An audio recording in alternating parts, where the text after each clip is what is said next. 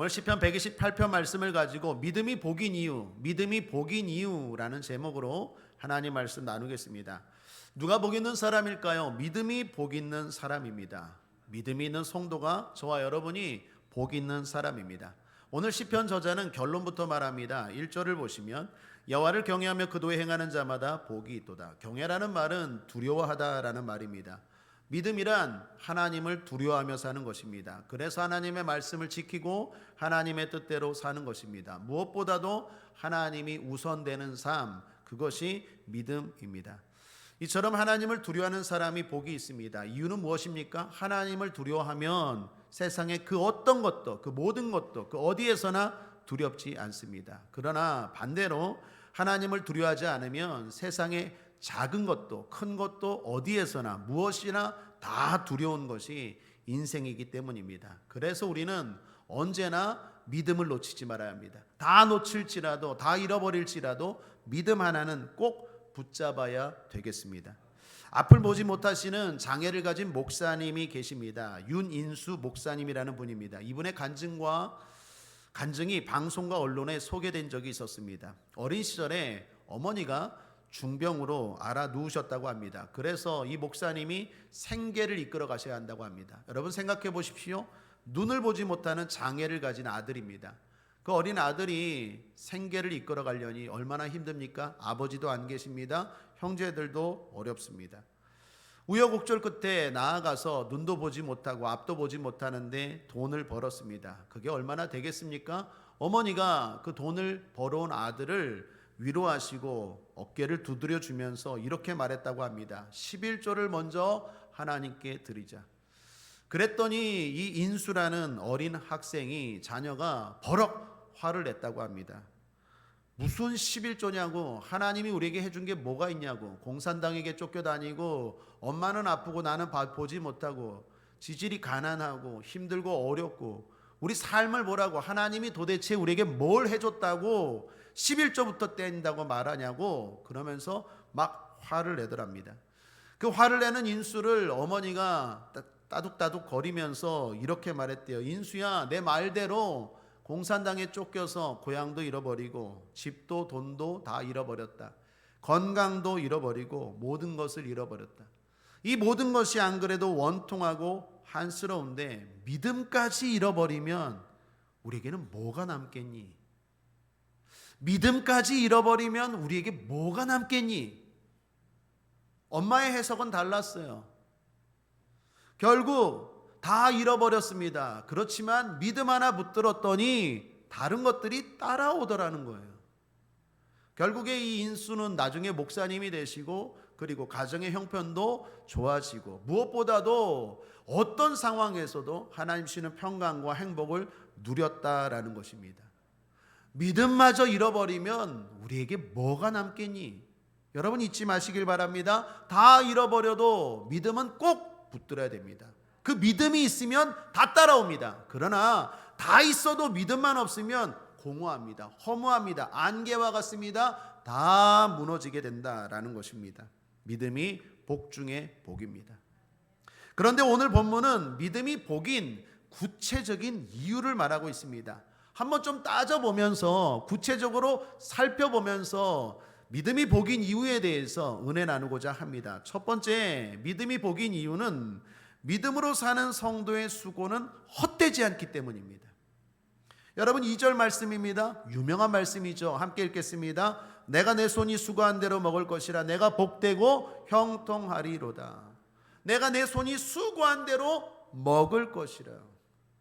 하나님은 성도의 수고를 책임져 주십니다. 많은 사람들이 수고합니다. 많은 사람들이 열심히 삽니다. 열심히 공부하고 열심히 회사 다니고 열심히 사업합니다. 열심히 하는 만큼 됩니까? 그렇지 않은 것 같아요. 어떤 사람은 죽으라고 열심히 하는데도 헛되고 얻지 못하고 소득과 열매가 없는 사람도 얼마나 많습니까? 뿐만 아니라 열심히 살아서 열심히 일해서 정작 바라는 걸 가졌어요. 그런데 어떻습니까? 시시하대요. 별거 아니대요. 허무하대요. 그래서 결국 열심도 헛되다라고 고백하는 것입니다. 이것은 뭐 솔로몬의 고백이고 하나님 없는 모든 자들의 고백 아닙니까? 그런데 성도는 그렇지 않답니다. 왜요? 하나님이 그 수고를 책임져 주십니다. 그런데 한번 이런 생각을 해봤습니다. 수고한 대로 먹을 것이라 이것이 복되다고 하는데 더 큰 복은 수고 없이 먹는 것, 이게 더 큰 복 아닐까? 이런 한번 생각을 해봤어요. 내가 열심히 수고해서 먹는 것, 그것도 복인데 하나님 굳이 복을 주시려면 내가 수고를 별로 안 해도, 아니 아예 수고를 안 해도 하나님이 잘 되게 해주시면 그건 더블복, 복 중에 복 아닐까? 이런 좀 꼼수 같은 생각을 해봤습니다.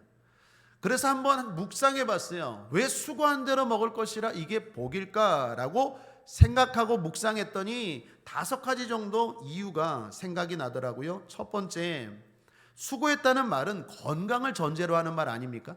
아픈 사람이 수고할 생각이 납니까? 여러분 노숙자들 보십시오. 일할 의욕이 없어요. 건강이 받쳐주니까 수고하는 거 아니에요? 하고자 하는 마음의 의지가 있으니까 수고하는 건 아니에요? 그러니까 육체적으로 건강하고 마음이 건강하다라는 게 전제가 된 거예요. 일단 수고하겠다라는 것 자체가 내가 일해 봐야지, 내가 뭔가 해 봐야지 하는 것 자체가 일단 첫 번째 복이라는 거예요. 두 번째, 일한 대로 결과를 얻습니다. 성취합니다. 얼마나 기쁩니까? 열심히 땀 흘렸는데 성취했어요. 이번에 국가대표 축구 선수들이 열심히 땀 흘렸습니다. 4년 동안 열심히 했습니다. 그 중간중간에 어려움도 있었고 또 비난도 받았습니다. 그럼에도 불구하고 열심히 해서 원정 16강 12년 만에 이루었습니다. 얼마나 기뻐합니까? 왜요? 내가 바라는 것들을 얻게 되는 그 성취감이 얼마나 큽니까? 그러니까 수고한 대로 먹는 것 복입니다. 세 번째, 실제적인 소득, 눈에 들어오는 범사의 형통이 있으니까 또 복 아닙니까? 네 번째, 내 본분을 알고 겸손하니 복이에요. 여러분 우리는 하나님 아니잖아요. 그러니까 하나님 아니기 때문에 뭔가 땀 흘려야 되고 심어야 되고 뿌려야 되고 준 대로 다시 돌아오는 것 아닙니까? 만약에 내가 수고하지 않는데도 막 생겨 보십시오. 그럼 백발백중 사람은 교만하게 돼 있어요. 그리고 딴 생각합니다. 수고할 생각, 건전하게 일할 생각, 땀 흘리는 건강한 노동을 할 생각은 안 하고 빈둥빈둥 노는 배짱이처럼 어떻게 하면 좀 더 자극적으로, 어떻게 하면 조금 더 쾌락적으로 살까 엉뚱한 생각합니다. 교만하게 돼요. 겸손이 무너져요. 그러니까 수고한 대로 먹을 것이라 복이에요. 마지막 5번째는 내가 하는 일에 하나님이 관심을 가져주세요. 관여해 주세요. 관심 갖고 관여해 주십니다. 얼마나 복입니까? 하나님이 내가 하는 일, 우리가 하는 일에 관심 갖고 관여해 주십니다. 진짜 복 아닙니까? 제가 묵상할 때 이 5가지가 생각났어요. 아니면 그 외에도 더 많을 거라고 생각해요. 중요한 건 깨닫는 진리가 뭡니까? 수고한 대로 먹는 게 복이구나. 우리의 수고가 헛되지 않으니 복이구나. 그래서 믿음으로 사는 성도, 믿음이 있는 성도가 복 있는 사람입니다. 두 번째, 구체적인 이유, 믿음으로 사는 성도가 복된 이유는 복이 퍼져나가기 때문입니다. 3절을 보십시오. 내 집 내실에 있는 내 아내는 결실한 포도나무 같으며 내 상에 둘린 자식은 어린 감람나무 같으리로다. 여기 3절부터 가족에 대한 이야기가 나옵니다. 아내가 나옵니다. 자녀가 나옵니다. 무슨 말입니까? 복이 퍼져나간다라는 거예요. 앞에 1, 2절에는 내가 복을 받았어요. 내가 복을 받았는데 3절에 보니까 나로 말미암아 내 아내가, 내 자식이, 내 가족이, 내 주변 사람들이, 내 이웃이 복을 함께 누리더라는 거예요. 하나님의 복의 특징입니다. 전염성이에요. 그 사람만 복 받는 게 아니에요. 주변 사람들까지 복의 영향을 끼치더라는 것입니다. 그리스도의 향기라고 하죠. 향기는 나만 있는 게 아니라 남을 비추죠. 세상의 빛이라고 하죠. 빛은 나만 환하게 하는 것이 아니라 주변 사람도 환하게 만들죠. 그러므로 하나님이 복 주시는 성도의 복은 확장됩니다. 아내와 관련해서 재미있는 글을 보았습니다. 앞으로 읽거나 뒤로 읽거나 똑같은 말이 있대요. 어떤 말이 있을까요? 이번에 뭐 우영우인가요? 드라마 했는데 우영우, 인도인, 기러기, 또 뭐죠? 이런 말도 있어요. 다들 잠들다. 다들 잠들다. 거꾸로 해도 다들 잠들다. 아 좋다 좋아. 아 좋다 좋아. 거꾸로 해보십시오. 아 좋다 좋아. 다시 합창합시다. 다시 합창합시다. 거꾸로 하면 다시 합창합시다. 여보 안경 안 보여. 여보 안경 안 보여. 거꾸로 하면 재밌죠? 그런데 그중 하나가 내 아내래요. 내 아내. 내 아내 거꾸로 하면 뭐예요? 내 아내. 내 아내는 앞으로 보나 뒤로 보나 제대로 보나 거꾸로 보나 내 아내라는 거예요. 누가 했던 말인지 그렇죠. 내 아내가 복을 받아요. 누구 때문에? 나 때문에. 여러분 하나님이 복을 주는 성도의 특징은요, 그 사람만 잘 되는 게 아니라 그 주변 사람까지 복을 받아요. 성경에 보면 주님 이런 말씀하시죠. 너와 내 집이 구원을 얻으리라. 주 예수를 믿으라. 그리하면 너와 내 집이 구원을 얻는데요.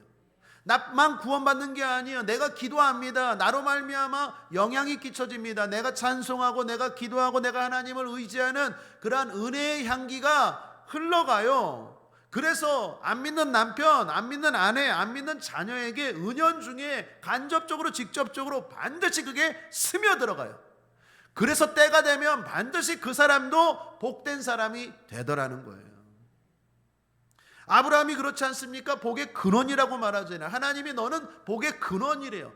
복이라고 말하지 않고 복의 근원이라 말하는 것은 복의 확장성, 전염성을 말하는 것입니다. 성도가 복된 이유는 성도에게 주신 하나님의 복이 점점 흘러가고 확장되어 가기 때문입니다. 여러분 오늘날 우리의 문제가 뭡니까? 나이스 하우스는 있는데 스위트홈이 없다라는 말이 있어요. 좋은 집들은 많습니다. 그런데 행복한 가정은, 즐거운 가정은 없다라는 거죠. 구해줘 홈즈인가요? 뭐 정확한 TV 구해줘 홈즈? 뭐 하여튼 그 프로그램 보면 집 구하는 뭐 그런 거죠. 가끔 보면 야 집이 되게 좋네. 저 동네에 저렇게 좋은 집이 있어. 저 동네에 저렇게 좋은 집이 있어. 정말 멋진 집들이 있더라고요. 그런데 집은 좋은데 그 집에 사는 사람도 정말 좋을까요? 오늘날 대한민국 정말 집 좋은 집들 많습니다. 그런데 행복은 하나님이 지켜주셔야 한다라는 것입니다. 오늘 성경 말씀에 믿음이 있는 성도는 집만 좋은 게 아니라 그 성도의 가정까지도 복이 퍼져간다라는 것입니다. 그런데 이것은 이렇게 해석할 수도 있습니다. 가족만이 아니라 미래까지 복이 퍼져간다라는 것입니다. 여기 3절에 보면 어린 자식이라고 말합니다. 어린 자식은 미래를 말합니다. 미래. 그러니까 하나님이 이 사람에게 복을 주면 이 사람만 복을 받는 것이 아니라 지금만 복을 받는 것이 아니라 앞으로도 복을 받는다라는 거예요. 여러분 우리 구약 성경에 그런 말씀이 있잖아요. 신명기 5장 10절에 나를 사랑하고 내 계명을 지키는 자에게는 천대까지 은혜를 베푸시는. 그 맞잖아요. 나만 복을 받는 게 아니라 복이 내 주변뿐만 아니라 시간적으로 보면 오늘만이 아니라 천대까지 그 복이 계속되더라는 거예요. 이게 하나님의 복의 다시 말하지만 확장성입니다. 또 3절은요. 제가 묵상하니까 이렇게 해석도 가능합니다. 기쁨과 필요. 아내에 대해서 포도나무라고 말합니다. 자식에 대해서 감람나무라고 말해요. 왜 수많은 나무가 있는데 오늘 시편 저자는 포도나무와 감람나무로 비유했을까요? 포도나무는 당시 이스라엘에서 성경에서 기쁨을 상징합니다. 여러분 예수님이 요한복음 2장에 보면 가나의 혼인잔치에서 뭐가 떨어졌죠? 포도주가 떨어졌죠. 그게 예수님의 첫 번째 기적이었죠. 그 포도주가 의미하는 것 때문에 그래요. 그 포도주가 뭘 상징합니까? 기쁨입니다. 예수님은 기쁨을 주시는 거예요. 술만 드시는 분이 아니라 예수님은 기쁨을 주신다. 그런데 그 포도주를 먹은 사람들이 뭐라고 고백합니까? 이전에 먹었던 것보다 더 좋은 걸 갈수록 이 집은 내놓는구나. 무슨 말입니까? 예수 믿는 사람들은 갈수록 기쁨이 커져요. 그걸 보여주기 위해서 예수님의 첫 번째 기적이 가나의 혼인잔치예요. 그러니까 포도주 하면 그냥 포도주라고 생각하는 게 아니라 성경은 기쁨을 상징해요. 기쁨입니다. 감람나무는 뭘까요? 필요를 상징합니다. 감람나무에서 올리브, 기름이 나오거든요. 그러니까 감람나무 하면은 필요를 말해요. 하나님은 기쁨을 주실 뿐만 아니라 필요를 주신다라는 것입니다. 여러분 생각해 보십시오. 다른 사람은 있는데 내가 없어요. 행복할까요? 행복하지 않을까요? 행복하지 않겠죠. 나는 차가 없습니다. 다른 사람은 차가 있어요. 행복하지 않겠죠. 그런데 내가 차가 있어요. 그래도 안 행복할 때가 있어요. 왜요? 내가 원하지 않는 모닝이야. 내가 원하지 않는 티코야. 내가 원하지 않는 거야. 차는 있어. 집은 있어. 그런데 내가 원하지 않는 거야. 그러면 또 어떻게 해요? 기쁘지 않겠죠. 필요한 게 없어요. 그러면 기쁘지 않겠죠. 있어도 원하는 게 아니에요. 그러면 기쁘지 않겠죠. 하나님은 우리에게 복을 주시는데 필요한 것도 채워주시고 채워주시되 내가 원하는 것, 기뻐하는 것을 주신다는 것입니다. 그래서 성도의 복은 어떻게 해요? 완벽한 복이다. 확장되어 간다라는 것입니다. 갈라디아서 3장 8절에 또 하나님이 이방을 믿음으로 말미암아 의로 정하실 것을 성경이 미리 알고 먼저 아브라함에게 복음을 전하되 이 모든 이방이 너를 인하여 복을 받으리라 하였으니, 신약 성경 갈라디아서에서도 복의 확장성에 대해서 이야기합니다. 왜 하나님이 이스라엘에게, 그것도 아브라함에게 나타나시고 행하셨던 일을 왜 예수를 우리가 동방에 사는 우리가, 동양에 사는 우리가 믿어야 할까 말하지만 바로 복의 확장성을 말하는 거예요. 예수 믿고 아브라함의 후손이 된 우리에게는 아브라함에게만 있는 복이 아니라 그 복이 우리를 통해서도 계속 확장되어 간다라는 것입니다. 이것은 하나님만이 하실 수 있습니다. 여러분 4절을 보십시오. 여호와를 경외하는 자는 이같이 복을 얻으리로다 라고 말합니다. 1절에도 복이라는 말이 나오죠. 4절에도 이같이 복을 얻으리로다 복이 나오죠. 둘 다 한글 성경에는 복이라고 번역을 했는데 히브리어를 보니까 두 단어가 달라요. 1절의 복은 아슈레이라는 단어고 4절의 복은 바룩이라는 단어입니다. 아슈레이와 바룩이라는 단어가 똑같은 복이라는 말인데 우리가 영어로 듣다라는 것도 리스닝하고 또 히어링이 있죠. 히어링도 듣다라는 거고 리스닝도 듣다라는 거죠. 의미가 좀 다르죠. 복이라는 것도 마찬가지입니다. 아슈레이라는 것도 복이라는 말이고 바룩이라는 것도 복이라는 말인데 1절의 아슈레이의 복은 행복이라는 거에 초점을 맞춘 복이에요. 4절의 바룩이라는 걸 사용한 복은 하나님의 좀 더 강조점이 둔 복이에요. 다시 말하면 행복, 내가 조금 행하고 내가 조금 힘으로 할 수 있어요. 여러분 세상 사람들 가운데서도 믿음이 없는 사람들, 행복한 사람 있습니까? 없습니까? 있죠. 행복하다고 말해요. 그들도 말해요. 믿음이 복이야. 예수를 믿어. 교회 나와. 같이 금요 철학 가자. 야, 내가 왜 가야 되냐? 나 지금 행복해. 나 예수 안 믿어도 만족해. 나 예수 안 믿어도 이렇게 행복해. 맞아요. 사람이 노력으로 어느 정도 행복할 수 있다니까요. 그런데 지금 여기서 말하는 것, 기쁨과 필요, 완벽한 축복뿐만 아니라 오늘만이 아니라 미래, 영원까지 뿐만 아니라 나만이 아니라 주변 사람들까지 뿐만 아니라 외적으로 내적으로 이러한 복은요 바룩 하나님만 주실 수 있어요. 그 차원이 다른 복이에요. 차원이 다른 복. 예수 안 믿는 사람도 뭐 여행 가서 행복하다고 말하고 좋은 건 먹으면서 행복하다고 말하고 백화점에서 내가 원하는 거 사면서 행복하다고 말해요. 꼭 내가 예수 안 믿고 기도 안 해도 나는 행복한데 왜 내가 교회를 다녀야 되고 예수를 믿어야 되느냐 말을 해요. 그때 여러분 기죽지 마십시오. 그래 네가 행복한 건 알아. 그런데 왜 이 믿음이 복이냐? 왜 교회를 다니고 예수를 믿어야 하고 기도해야 되느냐? 차원이 다른 하나님만이 주시는 복, 바룩 복이 있다라는 거예요. 그래서 이 단어가 달라요.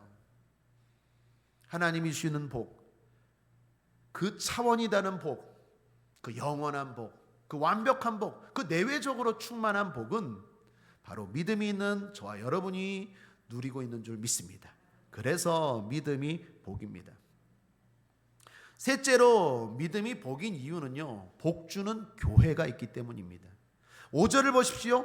여호와께서 시온에서 내게 복을 주실지어다. 너는 평생에 예루살렘의 복을 보며. 시온과 예루살렘은 교회를 상징하는 것 아시죠? 교회에서 하나님이 복을 주시고 교회에서 하나님이 평생의 복을 보게 하신다라는 거예요. 여러분, 교회 안에 참된 복이 있습니다. 어떤 복이 있을까 한번 생각했는데 제일 먼저 생각이 나는 게 안식입니다. 세상이 줄 수 없는 평안, 교회 올 때 찬양 부르고 기도할 때 하나님을 경배하고 예배할 때 주님 앞에 나아갈 때 그 안식과 평강이 찾아오지 않습니까? 이어령 박사님이 이런 말 했다고 하죠. 배고프면 어디에 가죠? 식당 갑니다. 뭔가 알고 싶을 때는 어디에 가죠? 도서관 갑니다. 심심하면 극장 가서 영화 보면 됩니다. 그런데 몸이 아프면 어디 가죠? 병원 갑니다. 그런데 먹어도 배고프고 마셔도 갈증나고 놀아도 심심하고 배워도 답답하면 어디를 가야 합니까? 그러면서 한 말이 그래서 교회 다니는 거예요.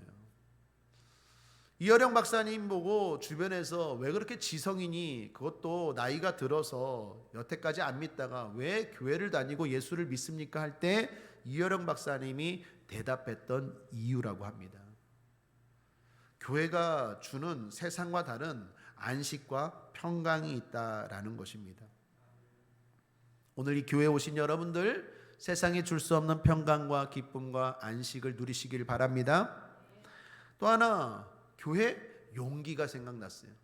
가나안 농군학교 김용기 장로님이 하신 말씀이라고 하죠. 조국이여 안심하라, 내가 기도하고 있다.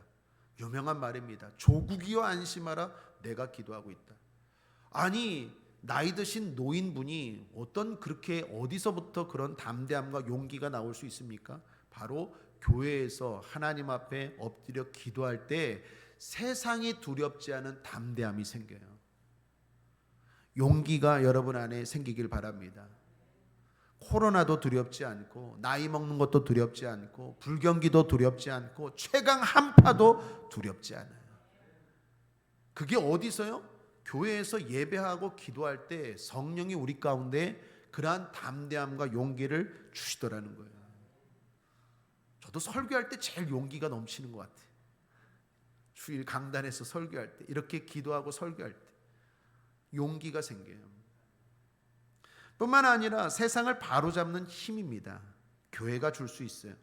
위대한 물리학자 아인슈타인은 평소에 교회를 탐탁치 않게 여겼대요. 부정적인 시각, 편협된 시각으로 교회를 봤다고 합니다. 그런데 히틀러, 광기의 독재자 히틀러가 나라를 혼란스럽게 하고 자기의 야욕을 가지고 전 세계를 전쟁터로 몰아갈 때 이 아인슈타인이 똑똑히 봤다라는 거예요. 그 히틀러에 대해서 저항하고 끊임없이 진리를 말하고 끊임없이 평화를 외친 사람들은 교회였다라는 거예요. 특별히 고백교회. 평소에 그렇게 지식을 말하고 진리를 말했던 언론, 평소에 그렇게 진리를 말했던 교수들, 지성인들 다 잠잠하던데 교회만이 끊임없이 그건 잘못된 거라고, 그건 하면 안 된다고 저항하고, 그리고 반기를 들고, 그리고 진리를 선포하고, 그리고 교회 성도들이 모여서 기도하는 걸 보고 아인슈타인이 교회에 대해서 다르게 봤다라는 거예요. 사랑하는 여러분, 교회가 바로 이런 곳입니다. 세상을 바로잡는 힘이 교회에 있는 줄 믿습니다. 오늘 이 밤에 대한민국 차별금지법 위에서 기도해 주십시오. 잘못된 법입니다. 동성애를 인정하고 나라를 망하게 만드는 법이에요. 이런 거에 대해서 끊임없이 아니요 라고 말할 수 있는 사람들은 성도, 교회밖에 없습니다. 정치인들도요, 다 지식인 같고 다 의식인 같지만 표 앞에서는 다 무릎을 꿇어요. 어쩔 수 없어요. 마지막까지 진리를 외치고 죽음의 칼이 들어와도 아닌 건 아닙니다 라고 말할 수 있는 곳이 바로 교회. 세상을 바꿀 수 있고 세상을 바로 가게 할 수 있는 곳이 교회인 줄 믿습니다. 그것이 교회입니다. 뿐만 아니라 교회 어떤 곳입니까? 응답이 있습니다. 시편 20편에 보면 2절에 이런 말씀이 있습니다. 성소에서 너를 도와주시고 시온에서 너를 붙드시며. 한번 따라할까요? 성전에서 나를 도와주시고 성전에서 나를 붙드시며. 그렇습니다. 하나님은 교회에서 나를 도와주시고 교회에서 나를 붙들어 주십니다. 제가 이번 주 지난주 계속해서 마음에 남는 문구가 있다고 했죠. 종종 자주 지금 2주에 걸쳐서 소개하는데 바로 이런 문구입니다. 하나님은 어디에나 계시지만 어디서나 만나 주신다고 한 적은 없다. 여러분 가만 생각해 보십시오. 하나님은 어디에나 계세요. 그러나 내가 어디에서나 너를 만나 주겠다 한 적은 없어요. 2-3사람이 내 이름으로 모인 교회, 거기서 내가 만나 주겠다고 말했어요. 솔로몬에게도 뭐라고 말합니까? 솔로몬이 지은 성전에 내 눈이 여기에 있고 내 마음이 여기에 있고 내가 여기서 복을 빌어주고 여기서 너를 만나 주겠다고 말하잖아요. 여러분 아브라함이 이삭을 바칠 때 하나님이 어디서 바치라고 말합니까? 내가 내게 지시할 땅 모리아 산, 그게 나중에 솔로몬 성전이 되고 나중에 이스라엘 예루살렘 성전이 된 자리거든요. 거기서 나에게 바치라고 말해요. 그러니까 하나님은 딱 지정한 장소가 있어요. 그게 바로 교회입니다. 교회에 대해서 나의 집이라고 말하고 모든 사람 만민이 기도하는 곳이라고 말합니다. 그러므로 교회에서 기도하고 특별히 교회를 향하여 기도하는 것도 좋지만 교회에 나와 기도하는 곳은 반드시 하나님이 응답하십니다. 하나님 말씀하시잖아요. 너를 도와주시고 너를 붙들어 주겠대요. 어디서? 성소에서. 그게 교회입니다. 그러니 교회가 복이죠. 또 교회가 왜 복일까 생각할 때 또 이 말씀이 생각났어요. 교회 올 때 깨달아지는 거예요. 시편 73편인가 보면 아삽이라는 사람이 나옵니다. 이 아삽이라는 사람이 믿음이 좋은 사람이에요. 시를 지을 정도로 믿음이 좋은 사람입니다. 그런데 어느 순간 갑자기 시험에 들었어요. 여러분 그렇잖아요. 믿음이 아무리 좋은 사람도, 믿음이 좋은 목사님도, 믿음이 좋은 안수 집사님도 1년, 2년, 3년, 4년, 5년 시간이 흐르고 세월이 흐르다 보면 흔들릴 때가 있습니까? 없습니까? 있죠. 달리는 차가 어떻게 흔들리지 않습니까? 달리는 지하철이 어떻게 흔들리지 않아요? 날아가는 비행기가 어떻게 흔들리지 않습니까? 움직이는 것들, 살아있는 것들은 다 흔들리고 그리고 요동하죠. 믿음도 마찬가지입니다. 흔들림이 있고 때로는 시험에 들고 의심이 찾아오고 마귀가 공격할 때가 있다라는 거예요. 이 아삽이라는 사람도 그랬어요. 열심히 새벽 기도하고 열심히 하나님을 찬양하고 봉사하고 예배드렸던 사람인데 어느 순간 자꾸 조금씩 시험에 들어오는 거예요. 마음이 자꾸 흔들리는 거예요. 왜요? 결정적인 이유가 악인의 형통 때문에. 악인이 잘 되는 걸 보면서 시험에 드는 거예요. 여기서 말하는 악인이라는 것은 예수 안 믿는 사람을 말합니다. 나는 이렇게 예배드리고 나는 이렇게 봉사하고 나는 이렇게 기도하는데도 불구하고 나보다 믿음이 좋지 않고 나보다 예수를 믿지 않는 저 사람이 훨씬 더 잘 사는 거예요. 그럼 배 아픕니까? 안 아픕니까? 아파요. 배 아픈 것만으로 끝나면 되는데 시험에 든다니까요. 이거 뭐야? 내가 이렇게 한 거 헛수고네. 그런 생각이 사람이기 때문에 들어와요. 마음이 흔들려요. 아삽이 그랬어요. 그래서 하나님 앞에 막 따집니다. 도대체 이게 뭡니까? 내가 뭡니까? 뭐 욥도 그랬고 하박국도 그랬고 성경에 보면 에레미야도 그렇고 억울할 때가 있어요. 답답할 때가 있어요. 하나님 도대체 뭡니까? 우리는 이렇게 최강 한파가 몰려오는데 금요철야 기도해야 하는데 저렇게 흥청망청 저렇게 사는 사람들이 저 잘 되는 거예요. 더욱이 아삽이요 보니까 죽을 때에도 평안하게 죽어요. 이 사람이 완전 뚜껑이 열린 거예요. 아니 최소한 저렇게 살다가 죽을 때는 뭐 객사, 우리 흔히 말하는 객사를 하든지 비참하게 죽겠지라고 생각했는데 아니요. 그 표현이 재밌어요. 막 배가 부르고 눈이 튀어나오는데 눈이 튀어나오는 거 너무 살이 찜. 살찐 사람들 보면 이렇게 눈이 이렇게 막 이렇게 살이 쪄갖고 이렇게 튀어나올 정도로 그렇게 하고 나중에 죽을 때도 평안하게 죽더라는 거예요. 이 사람이 현타가 온 거예요. 이거 뭐지?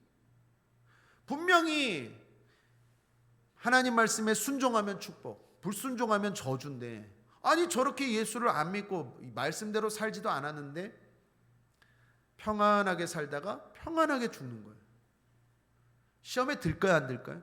들은 거예요, 아삽이. 그래서 완전 믿음이 바닥이 나려고 하는데, 그때 아삽이 깨닫는 장소가 성전이었어요. 시편 73편입니다. 한번 여러분 성경 같은 시편이니까 한번 찾아볼까요? 앞에 시편 73편 좀만 앞쪽으로 가시면 됩니다. 17절.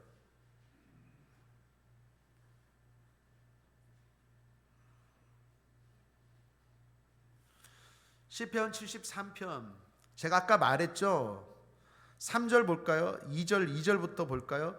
나는 거의 실족할 뻔하였고 내 걸음이 미끄러질 뻔하였으니. 시편 73편이요. 예. 함께 읽을까요? 2절부터 시작.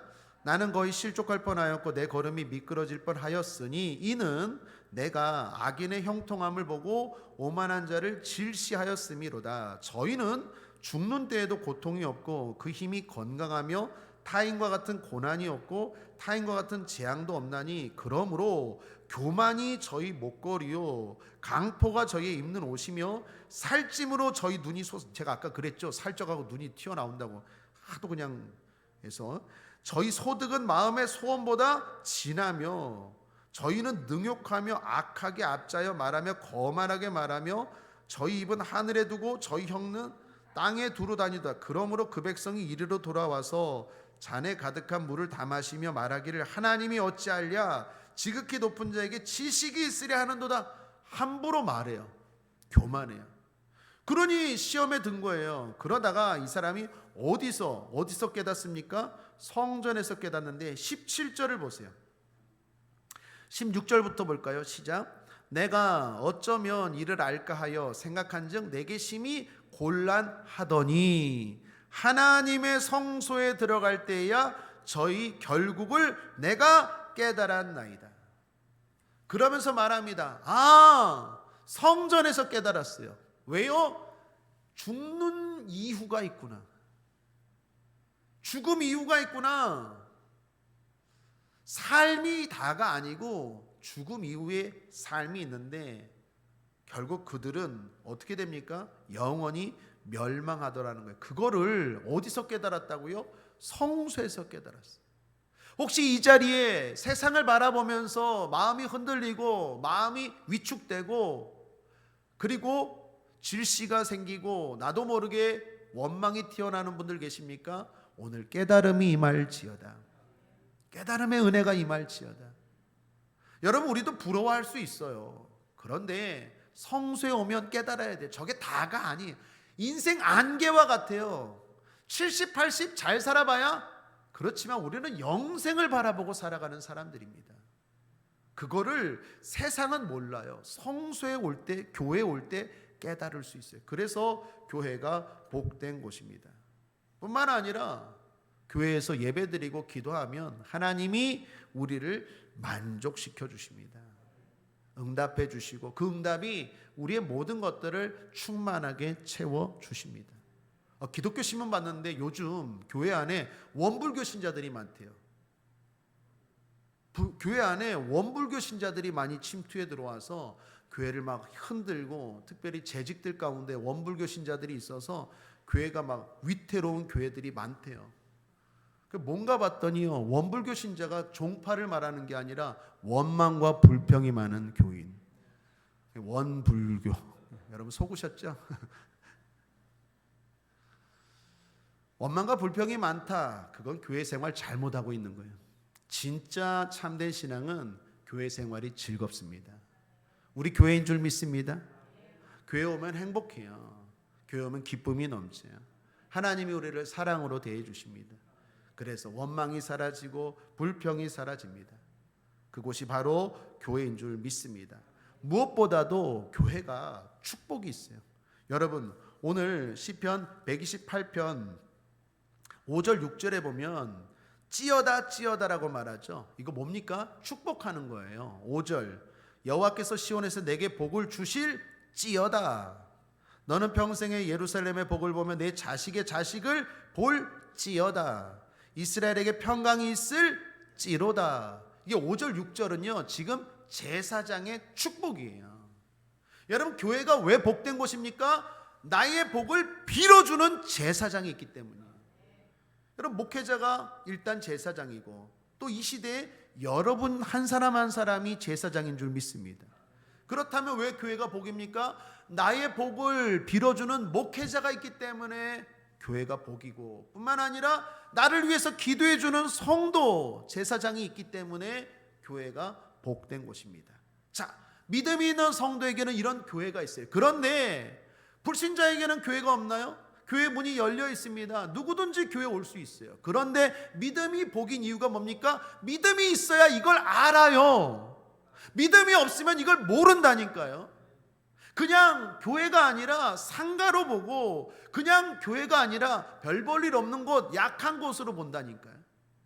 믿음이 있으면 이게 보여요. 이게 깨달아져요. 이게 느껴져요. 그런데 믿음이 없으면 이걸 몰라요. 그래서 믿음이 복이.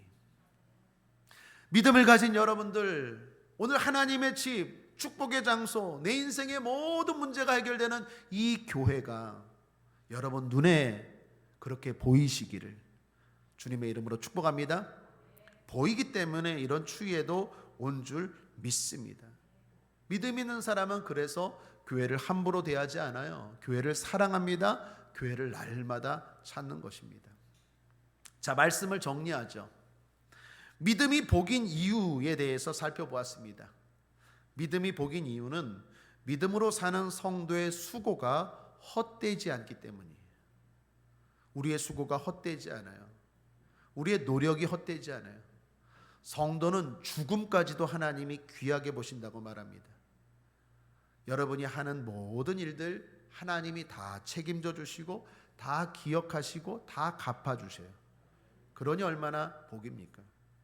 믿음으로 사는 성도에게는 완벽한 복일 뿐만 아니라 자신만이 아니라 주변의 미래에 계속 퍼져가기 때문에 복이에요. 믿음 없어도 행복 정도는 누릴 수 있어요. 그러나 하나님이 주시는 차원이 다른 복은 믿음이 있는 사람만 받을 수 있어요. 나 개인만이 아니라 내 주변 사람, 내 후손, 앞으로, 내년, 완벽한 이런 복은 믿음이 있는 성도만 누리는 것입니다. 뿐만 아니라 믿음 위에 사는 성도는 교회가 복임을 알기 때문에 복이. 하나님은 우리에게 교회를 주셨습니다. 이 땅의 교회가 저 천국의 모형입니다. 그런데 믿음이 있는 사람은 이게 보이는데 믿음이 없는 사람은 이게 안 보여요. 그래서 항상 후순이에요. 후순. 내 일이 먼저고 그 다음 교회예요. 그 다음 예배예요. 그러니까 믿음이 있는 성도는 이게 보여요. 저 교회에 내 안식이 있지, 저 교회에 세상이 줄 수 없는 평강이 있지, 저 교회에서 하나님이 나를 붙들어 주시고 내 기도에 응답하시지, 저 교회에서 내가 깨달아지지, 인생이 죽음 이유가 있다는 것을, 저 교회 하나님이 교회에 주신 그 놀라운 복들을 믿음이 있는 성도는 볼 수 있어요. 알 수 있어요. 그래서 저와 여러분처럼 이렇게 추운데도 교회에 온 줄 믿습니다. 믿음이 복입니다. 기도하겠습니다. 좋으신 하나님 아버지, 믿음이 그 어떤 것보다도 복임을 깨닫게 해주시니 감사합니다. 그러므로 믿음으로 살아가는 우리 모든 성도들 다 될 수 있도록 붙잡아 주시옵소서. 감사드리며 예수님의 이름으로 축복하고 기도했습니다. 아멘.